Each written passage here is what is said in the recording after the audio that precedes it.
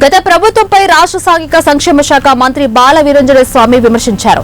ఈ సందర్భంగా ఆయన సమావేశం నిర్వహించారు. పులివెందుల ఎమ్మెల్యే జగన్ కి వెలుగొండ ప్రాజెక్టు గురించి మాట్లాడి నైతిక అర్హత లేదని మండిపడ్డారు.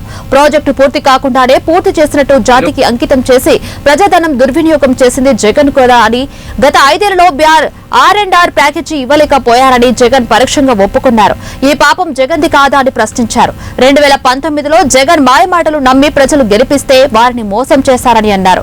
జగన్ ఇకనైనా తప్పుడు ప్రచారం మానుకోవాలని హెచ్చరించారు.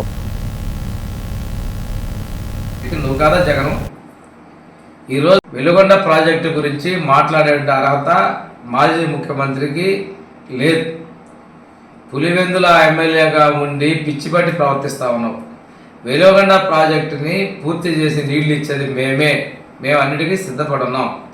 వెలుగొండ ప్రాజెక్టు పూర్తి కాకుండానే జాతికి అంకితం చేస్తానని చెప్పి ప్రజాధనాన్ని దుర్వినియోగం చేసినటువంటి వ్యక్తి నువ్వు కాదా జగను? ఈ రోజున నీ ఫేక్ ప్రచారాలతో ఫేక్ తోటి ప్రకాశం జిల్లా ప్రజలు మోసపోతారు అనుకున్నావు. ప్రకాశం జిల్లా ప్రజలు నీ ఫేక్ ప్రచారాలను తిప్పికొట్టారు. టన్నెల్ డయామీటర్ని 2.5 మీటర్లు తగ్గించావు. అంతేకాకుండా 2 టన్నుల మధ్య ఆనకట్స్ని 2 ఆనకట్లు పూర్తి చేయలేకపోయావు. R&R package settle చేయలేకపోయావు. ఈరోజు నీ మాటల్లో కూడా R&R ప్యాకేజీ సెటిల్ కాలేదండి పరోక్షంగా ఒప్పుకున్నావు. ఈ పాపం నీది కాదా? పశ్చిమ ప్రాంత ప్రజలు పోయినసారి ప్రకాశం జిల్లాలో నీ మీద ఆశలు చూసుకొని నిన్ను ముఖ్యమంత్రిగా చేస్తే ఆ ప్రాంతాన్ని నిర్లక్ష్యం చేసింది నువ్వు కాదా? ఇన్ని తప్పుడు వేదాలతో చేసి నువ్వు చంద్రబాబు నాయుడు గురించి మాట్లాడే అర్హత నీకు లేదు.